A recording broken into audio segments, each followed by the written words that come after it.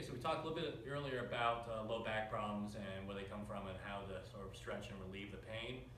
I want to do the other side of the coin. A lot of times that stretching and everything will feel fantastic and relieve the pain temporarily, which again is wonderful to do. But if you want to keep that change and stay feeling good, you need to start training the weaker muscles in that area. Restore balance. If you're going to subtract from the tight muscles, you need to add to the weak muscles and get everything back to zero. We're going to stick with some very simple exercises. You can do these anywhere.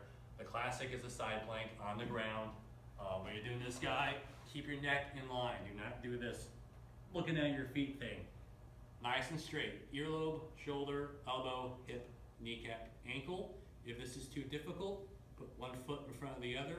Possibly hand on the ground, but if you're going to do the hand on the ground, watch for the rolling thing. Still try to keep it back, but do keep the neck in line. When you're doing this, you want to try to hold it for at least 30 seconds. The issue is not getting your core a lot stronger so it can work for 1 second really hard, is that it can work strongly for 30 seconds at a time. When you're doing things at your work desk, moving around, you want that core to continuously be able to stabilize you. So hold that side plank up for a long duration versus trying to do some crazy move on it. And when you can do a 2-minute side plank, then you can start adding some craziness to it. Next exercise, another real basic one is a ball bridge. Have a seat on the ball, walk yourself all the way out, have your feet pointing straight, lift your butt straight into the air, again your head is resting on the ball. Once you're here, you want to lower your hips as low as they can go and as high as you can go without the ball rolling. If the ball rolls, you're not using your core, you're using your lower back, and not the kind of way you want to do it. So use the ball as your feedback. Do not let it roll. If you want to put a dumbbell on your hips, you can. Probably don't really need to.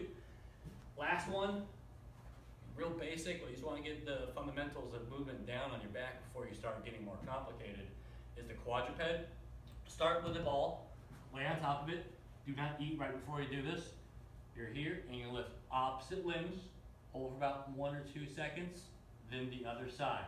What you're looking to do is have the ball, avoid the ball rolling when you move. If that ball rolls, you're not engaging your core, i.e. your lower back. Once that's done, get rid of the ball, hands and knees, same concept. If you can do this very easily, let me dial back that. When you're doing the quadruped, other thing I see a lot of times is people really reaching out, seeing how far they can go. If you notice my lower back when I did that, how it arched up, that negates the point of the exercise. Okay. All you need to do really is just this bottom few quarters of an inch. Okay. This is showboating. So let's do this bottom part and keep that middle part of the back as stable as you can. Once you have that done, lift your feet in the air and do the same thing. Try not to fall over. Keep on working those three. Do those after you do your stretches. If you keep on that for about 2 or 3 times a week, 2 or 3 week cycle, you should see a difference in your lower back and the strength of your core.